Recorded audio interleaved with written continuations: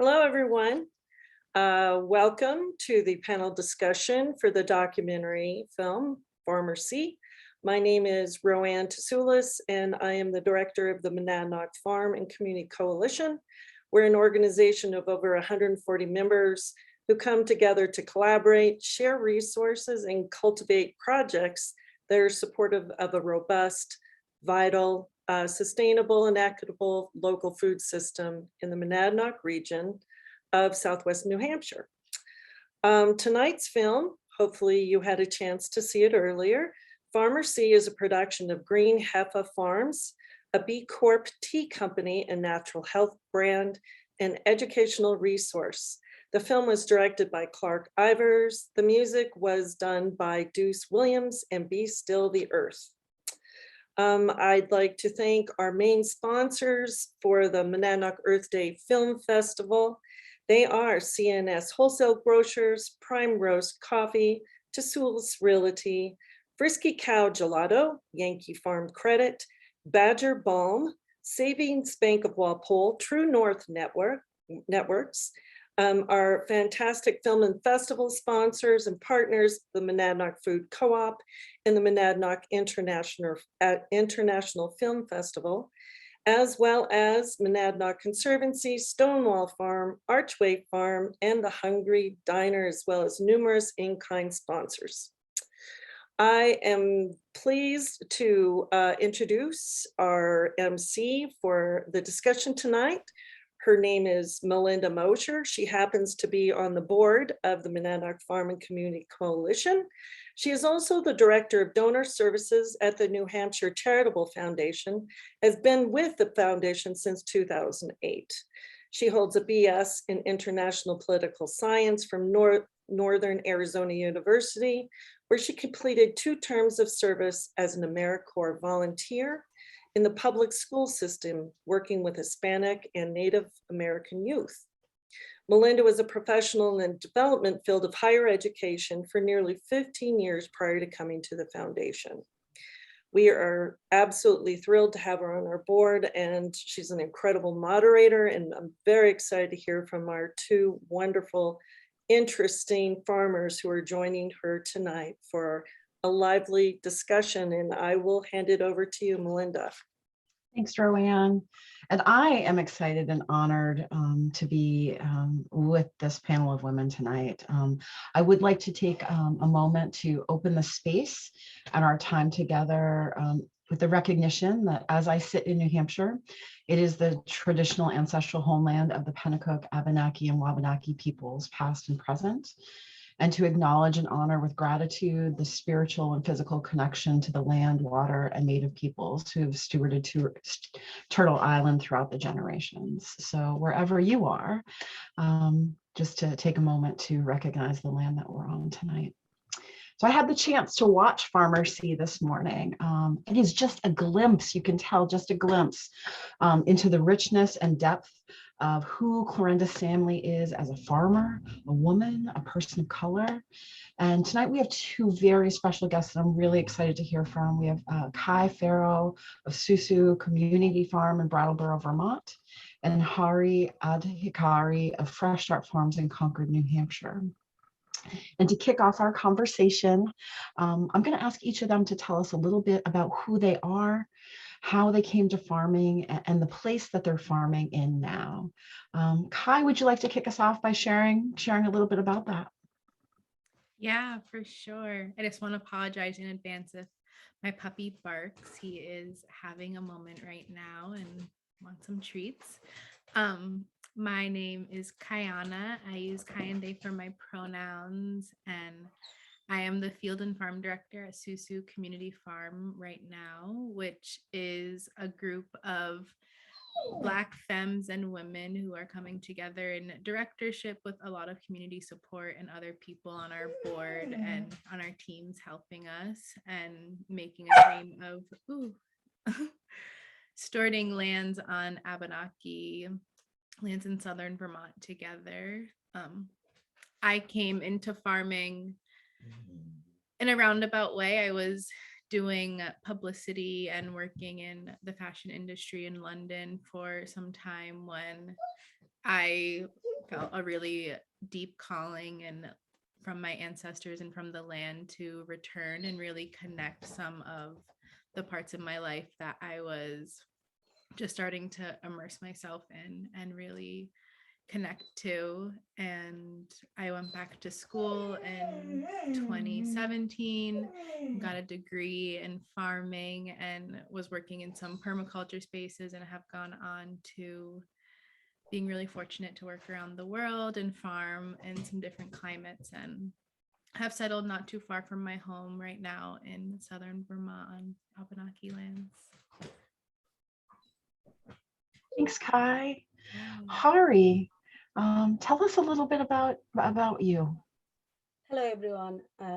This is my pleasure to be here in this platform today, and I have a same story. I am, from the farmer family because in the rural areas, still our survival is the farming over there in Nepal. So my you know, parents and ancestors used to product whatever they wanted to, used to grow themselves and feed their childs and like a whole family, and whatever the leftover or the extra they used to sell for the survival to buy the clothings and everything. So uh, I was like extra farmer since I was kid. Like I always love to go to the garden to see what's how the plants are doing since I was very little, and then I found like, oh my god, so much joy on that. That's why I choose to be a farmer in USA too. So that's how I like I grew up seeing the nature around, and so many type of vegetables and fruits and everything. The When I was little, my surrounding was really green, like all the woods and everything. So I started to being like loving with nature, like being happy. So that was the main joy. And I never found any of the, like any chance on the other jobs. So I thought I'm going to choose my whatever, I love, no matter how much I make money, but it makes me so feel so good. Thank you. And where are you farming now, Hari? Tell us a little bit about the farm. Uh, we are in Concord Group uh, since like 2017, I think 17 or 16. We were farming at the St. Paul School, right behind the St. Paul School. And then recently this year, we moved to the bigger place. It's in Bosquen, and it's really huge than there. And there are some fruits, and we have the ready to go greenhouse, so I'm like so much excited than the other years. So now we are in Bosquen Group. That's great. Thank you. I muted myself. You'd think after as long in Zoom, I would have figured this out. So we're going to kick it off with a couple of questions. And for the folks tuning in, if you have any questions, go ahead and type those in, and then we'll feather them in as we move through our time together. I would love to hear from each of you about some of the barriers and challenges that you face as a farmer, a farmer in the Northeast, as a woman, as women of color. What are the things that you have found in your experience that you've identified in the system that are challenges, so that we can be aware of them and think about solutions together?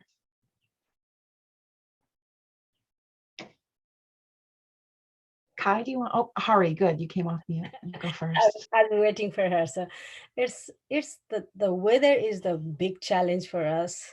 The first thing, we have so much short weather, and whoever like me, like whoever loves to do the farming, the Northeast is not really good idea, but no matter, like I know sometime it's so cold, and we already planted so many things and they died again. Last year it happened, and but still, like the weather and the like last year was too much rain, and there is nothing to do with that too. Our like potatoes and the other crops really died, and we really had a huge loss on them. uh, but still still the some kind of, like sometimes the weather like favors us, and it's really good to have the thing. And especially I have a autistic child, so rather than sitting like staying home, just babysitting, I thought I'm gonna go with him to do the farming, and I can make some money. But it's not worth it, because we cannot make like a lot of money on that. But uh, it's okay than nothing. But we wanted to have some kind of sources, like to survive on that farming field, because we love to do that, and we really wanted to be happy from everywhere, like.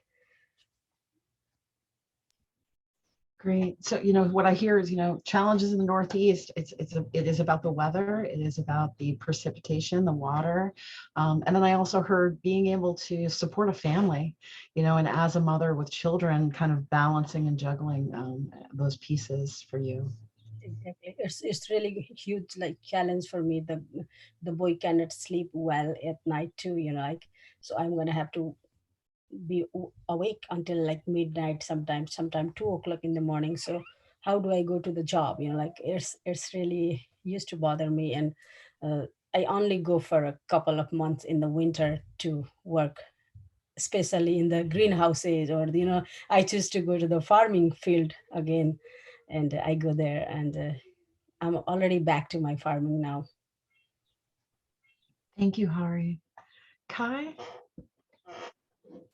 Yeah, I resonate to the climate being really hard sometimes, and I grew up not too far from southern Vermont area where I'm at now, and have seen it change and have noticed really, really wet summers. So Susu has just moved on to a new farm in a river valley right up outside of Brattleboro, and we are excited and tentative to see what the season brings. And one of our fields is in a flood zone, so we're curious to see what this season is going to bring, and we're doing a lot of planning and just really getting settled on new lands, which is in it of itself has brought up a lot of complications of just working through permitting and figuring out housing for staff and really settling in a right way on the land and coming into this next season that we're going to have with grace and ease, which I really like to center in my work. But talking about pharmacy, I'm tossing treats at my dog to keep him entertained so he won't bother me.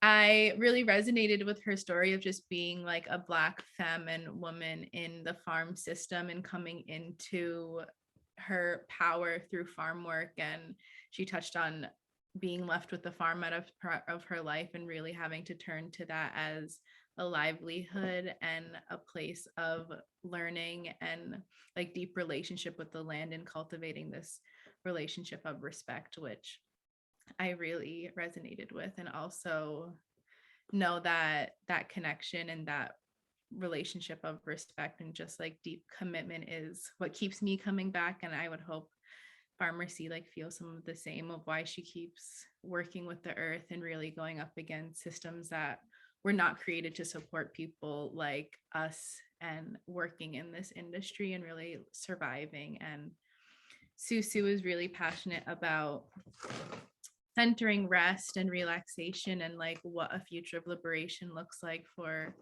Black and Brown and Indigenous people from all over the world settling now on lands in the Northeast and on our specific area on Abenaki lands. And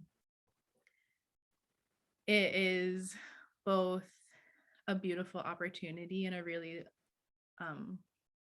grateful, like something I'm really grateful for, a chance to be able to like move into this stewardship, and also understanding that something Pharmacy touched on was just like you're either taken from land or had lands taken from you. And in our situations, we are really intersecting all of these traumas that are alive within the community that we're bringing together and in us as a farm team coming together. So we hold space for that and also really bring a trauma-informed lens into how do we like bring our bodies back in relationship, and the challenges that that can bring up in ourselves and in the systems that we are really pushing up against, and also what beautiful like opportunities for just being in relationship with the land and learning about this respect and connection can like bring to us. And yeah, I'm really thankful for that.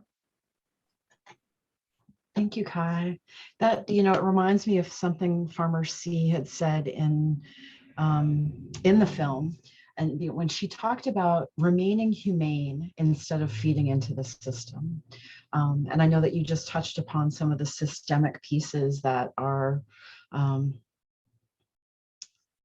past and current trauma that are really challenging. And you touched a little bit about, kind of creating a fertile environment, which both land and people can thrive. And it makes me think about the systems that we're operating in, systems that farmers like you are operating in. What are some of those systemic things that need to change to be able to create those circumstances where you can thrive? I don't mind answering.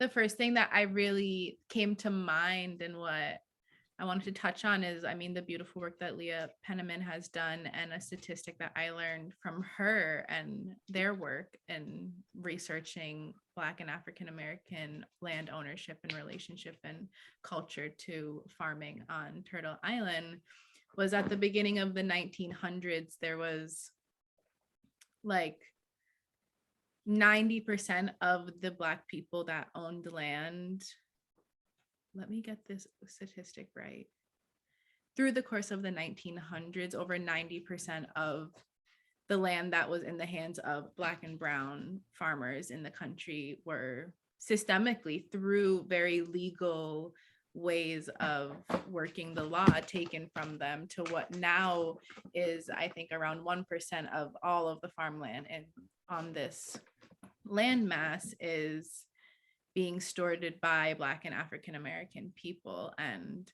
this is something that I see in my friends in the farm community who identify as Black and brown and Indigenous, and what they are really facing is not having generational wealth or access to generational wealth, and not having the means to really start accessing farmland. And even in instances when they are maybe like squatting on land or stewarding land through some kind of back channel ways, it's still really iffy land ownership rights to people, which can start to complicate things later on, and just this sense of security in the land that you are stewarding, and then getting onto a piece of land and not having all of the resources at your hands that make what people conventionally think of as farming like really easy and approachable, or just like accessible. So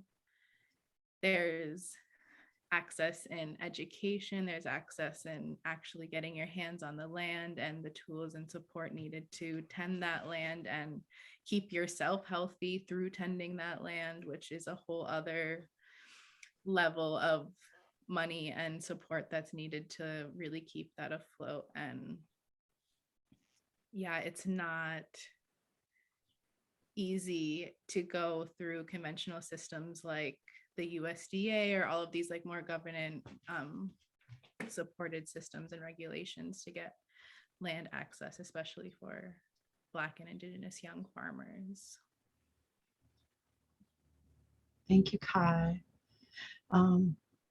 Hari, did you want to share anything?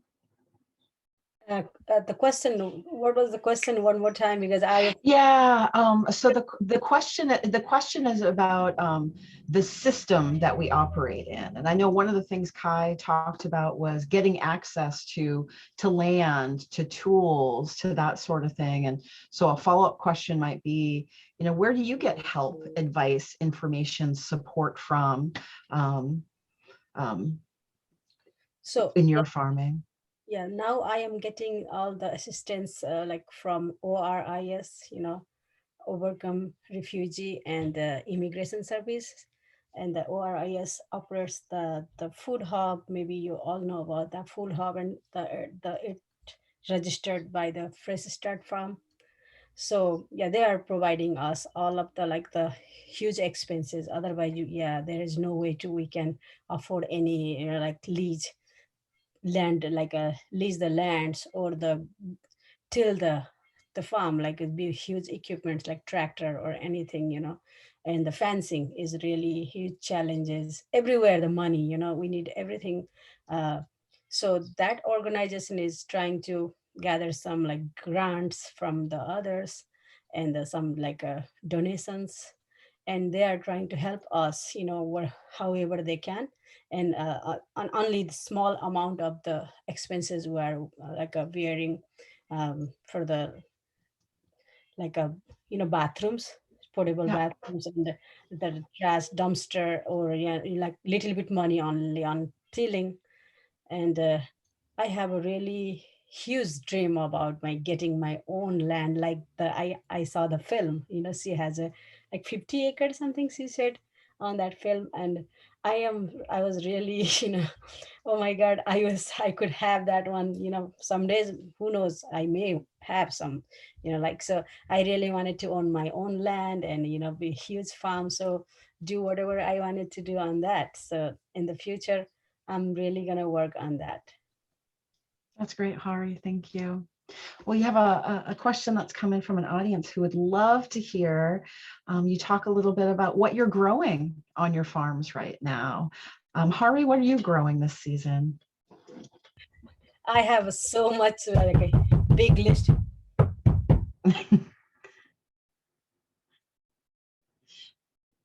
We're all living our lives right now, so So sorry, there somebody was banging on my door. Maybe the don't kid. worry about it. And so I have so many like crops from Asia, Asian, like so many Asians. And I extended my farming this year on the flower. So now I have so many varieties of flowers. So I'm gonna do the cut flower gardening too.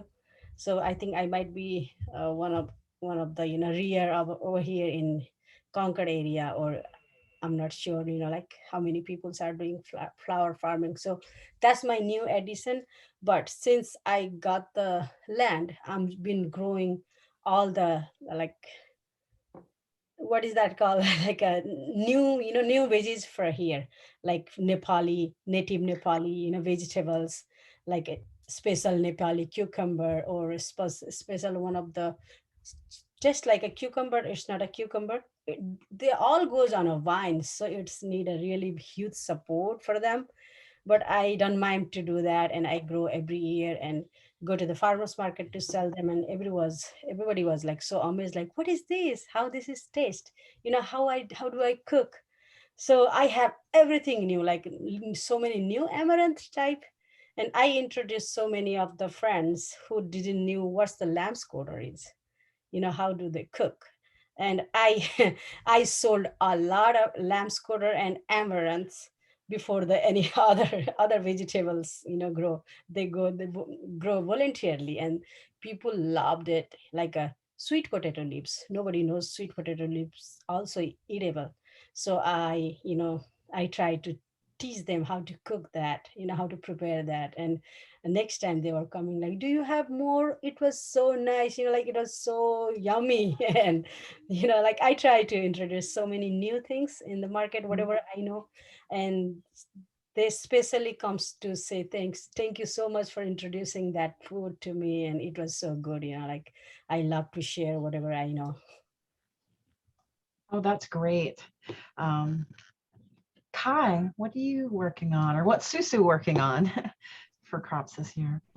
Yeah. I loved hearing Hari, the stuff that you were growing, and felt some kinship to just like having a lot of culturally relevant things and focusing on that, like all of your Nepali vegetables and the cucumbers. And amaranth is also something that we grow at Susu because of its connection to people of different diasporas having relation to it maybe outside of this continent, and wanting to bring that back into our diets now at Susu. Yeah, we grow a lot of things of the African and indigenous diasporas, both stuff native to Turtle Island and Abenaki people, and also stuff from West African and Mid-Eastern African regions, like eggplant leaf. And we have some different like okras. We grow a lot of collards and things that are like known for a lot of Southern and Black and African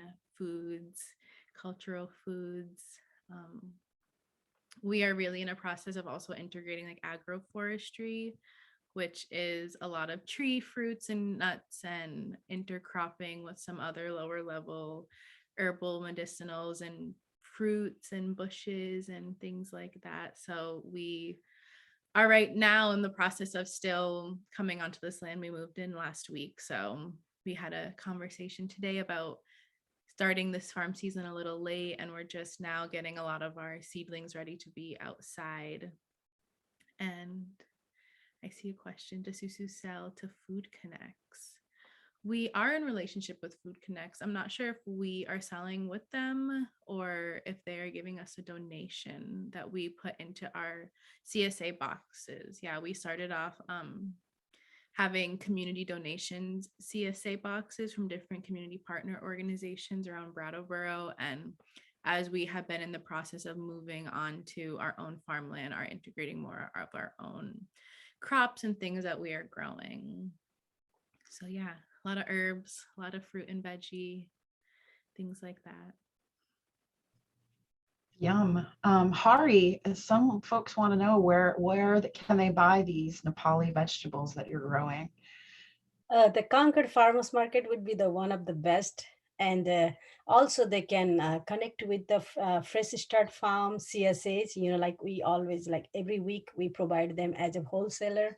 And if somebody want to buy the CSAs or do the connect with the food hub. So that's the for Manchester area, or who is closer to that area, we can provide in Manchester.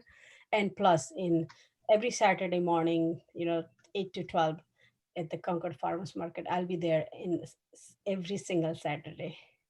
So Okay. or I can directly sell them from the farm too, if they want to come in and visit there. It sounds like a great way to spend a Saturday morning, going to visit Hari and getting some vegetables. I'm sifting through a couple more questions. There's one that was from a little bit earlier. Is do you live on your farms? What's your housing situation? How has it been finding housing in New England? If you could just share a little bit about that part of your life and business. For me, I don't live with the farm. It's my just part-time, like my husband has to work full-time, and I'm just spending, and he's giving all the whatever overtime from after the job. He's doing the big things. And I am trying to live on that farming, occupation, right? That's why I'm trying to get the new resources. Like, how do I do that? How do I get enough money to survive, or pay my rents and everything? But not yet. In the future, I'll do that, and I'm on my way. I'm so energetic, and I really wanted to do more and more, whatever my body can, respond me, or body can give me the support. Yeah, well, I feel your energy, and I also hear you when you say, as far as my body will carry me, because that's the reality. My English is not that good. Sorry about that, and that's why I wanted to keep listening, Kyana, like than me, like. Oh no, that was your English is great, and I'm just acknowledging the parts that I'm hearing, and the the reality of what it's like to farm right now. So, Kai, what's your housing situation? Is there housing on the farm, or? Yeah, Hari, your voice is so valued here right now. I'm so happy to be doing this with you. So thank you for just saying everything that you are. And yeah, I have a similar previous, I have always really worked off of the farms that I was staying at, except for some like work exchanges I had done and when I had just gotten out of school. And now I'm really fortunate that Susu has on-farm housing, or we are in the process of doing that. We moved onto a farm land that has units that our directors just moved into, and I am just a couple minutes up the road from them at a farm friend's property. They had some extra space, and we are just going through some like local town bureaucracy, getting permittings and things like that. But I will have a cabin that will be on the land, and in the future, we have plans on having on-farm housing for refugee farmers to be able to come in stored land and live on farm and have that access. And we are a nonprofit right now, and a lot of our organizational visioning, I was going to say organizational organizing, but goes into raising money so that we really have access to be able to offer actual living expenses to our farmers, which feels like really fortunate that I am making money right now off of doing the stuff that I love. And we also do have some farming and access to secure housing, which feels really good. You both have a lot of varied experience, a lot of experience in farming. Hari, you've farmed on 2 different continents. Kai, you have multiple continents, maybe more than 2, based on a little bit that I've learned about you. If you had to start your farming journey over, what's 1 or 2 things that you know now that you wished that you knew then? I think for me, the succession planting, like so if we don't plant them on a certain time, that's going to be too late. Or so follow the succession planting, like the instruction, whatever that, always try to track your crops, how many days before you plant it and how many days after you want to do that, to make continuous, like supply for the customers. So one is that, and the other one is like a weather window, like look up for the weather windows, like try to get the after frost, or like before frost. So just be on the certain time. For here in New England, not in my country, we always I was always amazed to see like the longer growing season there, and so happy to do the gardening and everything. Yeah, there is so much I would tell myself, like not to listen to all these like white permaculture bros who say they know stuff about farming, because they don't know a lot. And it really is there's always a Black femme or an Indigenous woman that you can find rooted in the wisdom that they're sharing with you. And that is really who I like to center my work on. And I have done a lot of like academic learning around farming and farm history, and just have been fortunate to get like degrees in farming, and would tell myself that, it's probably not worth it. And there are so many farmers that you can be learning through with apprenticeship that are actually giving you a lot of like oral traditional knowledge that's being passed down through different like lineages wherever. It doesn't have to be necessarily like a cultural diaspora that you are connected with. Like keeping any of this Indigenous knowledge alive is really important. And a lot of the elders and teachers that I have in my life are really big advocates of sharing this knowledge with people that are coming in a right way. And I feel honored to be carrying that along with them, and also think that there should be more people that look like me around doing this stuff. And we really do have a beautiful connection and spiritual life that can come alive with doing this work. So yeah, keep going, I would tell myself, and you'll find people that are like you that do this. Oh, Thank you. We have time for a couple of more questions before we wrap up. And I also want to make sure that we have time for both of you to have any closing thoughts about about the film, if you saw the film, your work as a farmer, your future. I know I'm going to be watching for Hari and Hari's farm of her very own at some point, because I think that's a wonderful dream. So, so do either of you have any closing thoughts or anything that you'd like to share with the folks that are watching tonight? So for me, I was keep forgetting to say that, like, connecting with the earth or Mother Nature, where you came from, your body parts, like our body has 5 things, like air, water, like soil, and like and everything. So being directly connected with the earth is making so much, like happiness, brings so much happiness and peace in your mind when you are working at the farm, like working with especially with the plant. You see them growing, and they're getting bigger and gives you a lot of food to survive, and being directly connected with them. So I have a thought, like they talk to us, like they say something to us, and we are able to listen to them. And if somebody says like bad thing about my plants, I get so pissed off, like I get so mad, like how dare you say that. Sometimes my husband makes me, like, just for making fun, he says something bad about my farming, and I get so mad, like, at him, and I don't go over there, don't touch my plants, okay? You are always saying negative things, you have no positivity or something, I get so mad. But yeah, they are like my friends.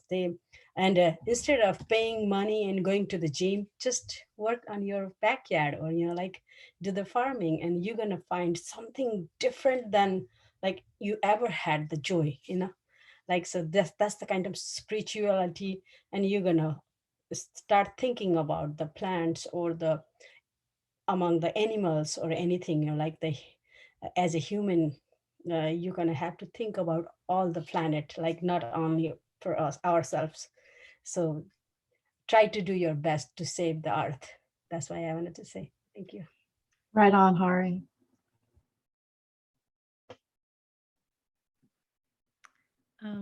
Yeah, I really love that, Hari, and do want to echo, like,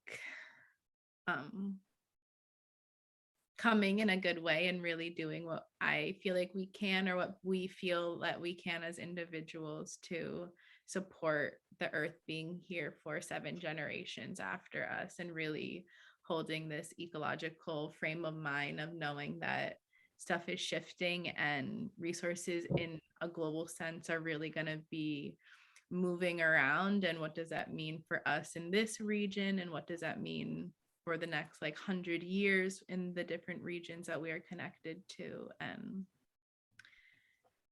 yeah, I'm really honoring that the first steps for a lot of people mean just being outside more and spending time alone or in silence in nature, and welcoming these parts of ourselves back into our lives presently, and seeing how that shifts us and what that makes us want to do more of or less of in our life, and honoring the people that have always been doing the work of making sure that we have access to being outside and breathing healthy air. And for takeaways that people can do, I really think finding local communities, indigenous communities that are doing work around land access and land sovereignty and water protecting rights, finding ways to support them, and their fights are always going to have ripples that are so far beyond what we can understand, and always are really in the best intention of the generations that are to come. And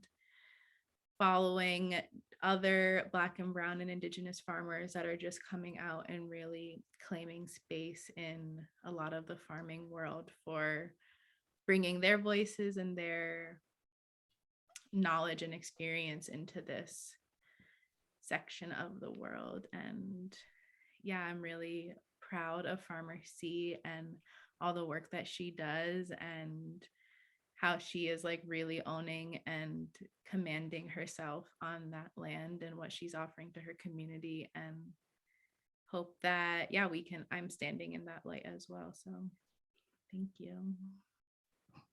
Thank you both. I'm really proud to have been able to be part of a container for this conversation here tonight, and want to thank you both so much, Hari and Kai, for sharing your time, your experience, your wisdom with us, and to everyone who's tuning in tonight or catching this on replay. We're grateful for your interest and participation in this work. Like to encourage everyone to check out Monadnock Farm and Community Coalition, Monadnock International Film Festival, Monadnock Food Co-op, the major partners in this work, websites, Facebook pages, and to stay connected to one another. Until we meet again, be well.